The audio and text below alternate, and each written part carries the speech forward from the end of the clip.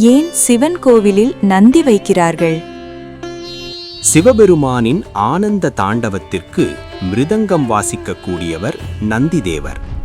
சிவனின் நடன லீலையை உலகிற்கு ஒலியாக வெளிப்படுத்தும் முதல் சேவகர் நந்திதேவர்.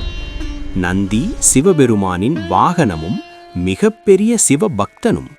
சிவபெருமானின் உடலில் இருந்த விஷத்தை நந்திதேவர் தன் நாக்கால் ஏற்றுக்கொண்டு உயிரையே பொருட்படுத்தாமல் செய்த அந்த மாபெரும் தியாகத்தை நினைவுகூர்ந்து முதலில் நந்திதேவருக்கே அபிஷேகமும் பூஜையும் அதற்கு பிறகே எம்பெருமானுக்கு ஆராதனையும் செய்யப்படுகிறது. அதனால்தான் பிரதோஷ காலத்தில் நந்தியை வணங்காமல் சிவனை வணங்கக்கூடாது. பிரதோஷ நேரத்தில் சிவனிடமிருந்து வரும் அருள் சக்தி முதலில் நந்தியை கடந்து பக்தர்களுக்கு வருகிறது என்று நம்பிக்கை.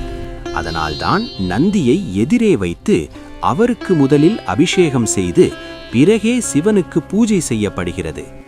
நந்தி என்பது வாகனமல்ல, சிவதாளத்தின் உயிர்.